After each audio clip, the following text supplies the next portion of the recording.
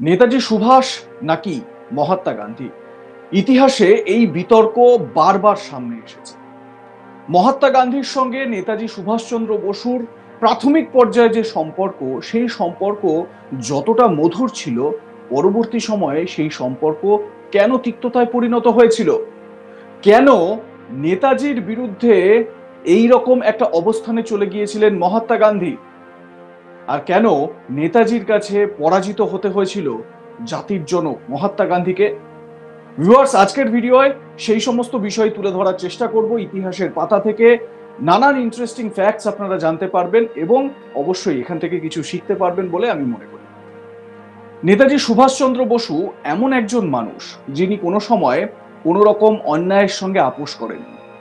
তিনি যখন কংগ্রেসের প্রেসিডেন্ট হিসেবে নির্বাচিত হয়েছিলেন প্রথমবার, সেই সময় থেকে শুরু করে সবসময় চেষ্টা করে গিয়েছিলেন যে তিনি কংগ্রেসকে কিভাবে ঢেলে সাজাতে পারেন এবং কংগ্রেসের যে আন্দোলন, সেই আন্দোলনটা কিরকম হতে চলেছে বা কিরকম ভাবে সেই আন্দোলনকে সংগঠিত করতে হবে, সেই নিয়েও মহাত্মা গান্ধীর কাছে রূপরেখা তুলে ধরেছিলেন। এই নেতাজি ছিলেন যিনি মহাত্মা গান্ধীকে বুঝিয়েছিলেন বা বোঝাবার চেষ্টা করেছিলেন যে আন্দোলন, ব্রিটিশদের বিরুদ্ধে যে আন্দোলন, সেই আন্দোলন শুধুমাত্র অহিংস আন্দোলন করলে হবে না। হিংসাশ্রয়ী আন্দোলন যদি না করা যায় বা যদি ইংরেজদের বিরুদ্ধে বন্দুক হাতে তুলে না নেওয়া যায়, তাহলে কিন্তু এই আন্দোলন কোনোভাবে সফল হবে না এবং স্বাধীনতাও সেরকম ভাবে অর্জন করা যাবে না। দেখুন দর্শক বন্ধুরা, স্বাধীনতা তো আমরা লাভ করেছি, কিন্তু প্রশ্ন ওঠে যে শুধুই কি ব্রিটিশদের গুলি খেয়ে রাস্তায় বসে থেকে অহিংস আন্দোলন করে তারপরে কি এই স্বাধীনতা এসেছে, নাকি ব্রিটিশ শাসক যারা ছিলেন সেই সময় তৎকালীন, তাদের মনে কোথাও একটা ভয়ঙ্কর রক্তক্ষয়ী আন্দোলনের একটা আশঙ্কা তৈরি হয়েছিল, যেই কারণে তারা ভারত ছাড়তে বাধ্য হয়েছিলেন? এই বিষয় তো নানান চর্চা, নানান আলোচনা চলবে। তবে আজকের ভিডিওয়ে আপনাদের জানাবো যে নেতাজি সুভাষচন্দ্র বসুর কাছে কিভাবে পরাজিত হতে হয়েছিল জাতির জনক মহাত্মা গান্ধীকে। কি ঘটেছিল এরকম যে কারণে মহাত্মা গান্ধীর সঙ্গে সুভাষচন্দ্র বসুর এতটা দূরত্ব তৈরি হয়েছিল? সে সময় জওহরলাল নেহেরু, তার অবস্থান বা তার ভূমিকাই বা কি ছিল, পুরোটাই জানাবো আজকের ভিডিওয়ে। সালটা 1938-এর কথা বলছি। সেই সময় জাতীয় কংগ্রেস, ভারতীয় জাতীয় কংগ্রেসের প্রথম সভাপতি নির্বাচিত হন নেতাজি সুভাষচন্দ্র বসু এবং তার যে কর্মপদ্ধতি, সংগঠন চালানো, ব্রিটিশদের বিরুদ্ধে আন্দোলনের যে গতি, সেই গতি এবং সার্বিক তার যে কর্মপ্রক্রিয়া, সবকিছু দেখে তার প্রতি মুগ্ধ হয়ে উঠেছিলেন সেই সময় তৎকালীন কংগ্রেসের নেতারা। এইবারে সময় আসলো 1 বছর পর, মানে দ্বিতীয়বার যখন কংগ্রেসের প্রেসিডেন্ট নির্বাচনের সময় এলো, সেই সময়ের কথা 1939 সাল।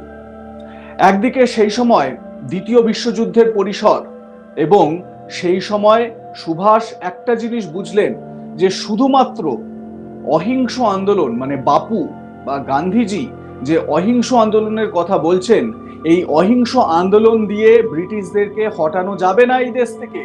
মোক্ষম সময় এসে গিয়েছে। একদিকে বিশ্বের এই যুদ্ধ, দ্বিতীয় বিশ্বযুদ্ধে জেরবার পুরো ব্রিটেন জেরবার হয়ে গিয়েছে, ব্রিটিশ শাসন দিকে দিকে, শুধুমাত্র ভারতে নয়, ভারত ছাড়াও অন্যান্য যে জায়গা, যেই জায়গাগুলোয় ব্রিটিশ কলোনিয়াল রুল ছিল, সেই জায়গাগুলোতেও ব্রিটিশরা কিন্তু ধরাশায়ী হচ্ছিল। এই জায়গা থেকেই নেতাজির মনে প্রশ্ন ওঠে বা নেতাজি এই প্রস্তাব জাতীয় কংগ্রেসের বৈঠকেও দিয়েছিলেন যে শুধুমাত্র অহিংস আন্দোলন দিয়ে হবে না, বন্দুক হাতে তুলতে হবে, ব্রিটিশদের বিরুদ্ধে সমানে সমানে টক্কর দিতে হবে। ব্রিটিশরা যদি ভারতীয় বিপ্লবীদের, স্বদেশীদের যদি একজনকে মারে, তাহলে পাল্টা ব্রিটিশ আধিকারিকদের মারতে হবে। যদিও বাপু স্বাভাবিকভাবেই এই যে তত্ত্ব বা এই যে ধারণা, এই ধারণায় বিশ্বাসী ছিলেন না। আপনারা জানেন গান্ধীজি সবসময় অহিংস আন্দোলনের পথে চলার একেবারে পক্ষপাতিত্ব করেছিলেন এবং তার মত তো এটাও ছিল, ব্রিটিশরা যদি এক গালে চড় মারে তাহলে আরেক গাল বাড়িয়ে দাও, তাতে নাকি যে হিংসার যে মনোবৃত্তি, সেই মনোবৃত্তি থেকে বেরিয়ে আসবে এবং একটা না একটা সময়ের পর তার সুফল আসবে। তো যাই হোক, সেটা তার একটা দৃষ্টিভঙ্গি ছিল। এবারে আমি বলি 1939-এর কথা। 1939-এর যে ভারতীয় জাতীয় কংগ্রেসের ভোট হয়েছিল বা নির্বাচন হয়েছিল, তাতে আবার সর্বসম্মতিক্রমে জিতে আসেন নেতাজি সুভাষচন্দ্র বসু। বাংলার বাঘ বললে তাকে অত্যুক্তি করা হবে না। নেতাজি সুভাষচন্দ্র বসু দ্বিতীয়বার জিতে আসার পর গান্ধীজি এই বিষয়টিকে ভালোভাবে দেখেননি। আমি আগেই বললাম, গান্ধীজির যে অহিংস আন্দোলনের যে পথ, সেই পথের পাশাপাশি হিংসাশ্রয়ী আন্দোলনের পথের একটা তত্ত্ব খাড়া করতে চেয়েছিলেন নেতাজি সুভাষচন্দ্র বসু। আর সেই জায়গা থেকেই নেতাজির যে এই যে ধারণা, সেই ধারণার পরিপন্থী হয়ে উঠেছিলেন বাপুজি। তারপর নেতাজির এই যে 1939-এর জয়লাভ, সেই জয়লাভকে নিজের হার হিসেবে দেখেছিলেন মহাত্মা গান্ধী। তার কারণ, নেতাজির বিপরীতে তিনি প্রার্থী করেছিলেন দাক্ষিণাত্যের কংগ্রেস নেতা পিট্টাভি সীতারামাইয়াকে। কেন করেছিলেন? তার কারণ, তিনি নেতাজি সুভাষচন্দ্র বসুর যে উত্থান, সেই উত্থানকে কোথাও না কোথাও খুব একটা ভালো চোখে দেখছিলেন না। সেই কারণে তিনি সেখানে প্রার্থী করেছিলেন সীতারামাইয়াকে। মাথায় রাখতে হবে, সেই সময় গান্ধীজি বলেছিলেন যে কংগ্রেসের এটা ট্র্যাডিশন যে পরপর 2 বছর জাতীয় কংগ্রেসের সভাপতি কোনো এক ব্যক্তি হতে পারবে না। গান্ধীজি হয়তো সেই সময় ভুলেই গিয়েছিলেন জওহরলাল নেহেরুর কথা। তার কারণ, সুভাষের অনেক আগেই জওহরলাল নেহেরু পরপর 2বার জাতীয় কংগ্রেসের সভাপতি নির্বাচিত হয়েছিলেন। হ্যাঁ, নেহেরুর প্রতি তার যে একটা সফট কর্নার ছিল, সেটা তো সর্বজন বিদিত। এবারে গান্ধীজির যে মনোনীত প্রার্থী সীতারামাইয়া, তিনি পরাজিত হলেন ভোটে। সুভাষচন্দ্র বসু আরো একবার প্রেসিডেন্ট পদে নির্বাচিত হলেন। আর এই জায়গা থেকেই গান্ধীজি মনে করলেন যে এটা তার হার। তিনি সভ্য সদস্য যারা কংগ্রেসের, তাদের সামনে পরিষ্কারভাবে দ্ব্যর্থহীন ভাষায় বললেন, আমার প্রার্থীর হার, আমার মনোনীত প্রার্থীর হার মানে আমার হার। আগে হ্যাঁ, নেতাজি ঠিক এইভাবেই বাপুজিকে হারিয়েছিলেন।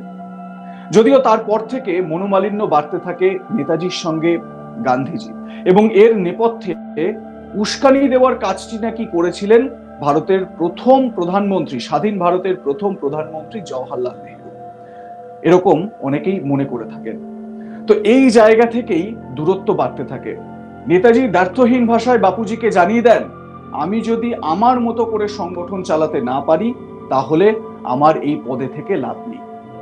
এই বলে নেতাজি বেরিয়ে আসেন কংগ্রেস থেকে। আজকের ভিডিওটি আপনাদের কেমন লাগলো জানাতে ভুলবেন না। দেখতে থাকুন আজ তাক বাংলার ইউটিউব চ্যানেল, সাবস্ক্রাইব করতে ভুলবেন না ইউটিউব চ্যানেলটি যদি এখনো না করে থাকেন। বেল আইকন হিট করুন নোটিফিকেশন পেতে। একই সঙ্গে আমাদের হোয়াটসঅ্যাপ চ্যানেল ফলো করুন বিভিন্ন ধরনের কন্টেন্ট একই জায়গায় পাওয়ার জন্য।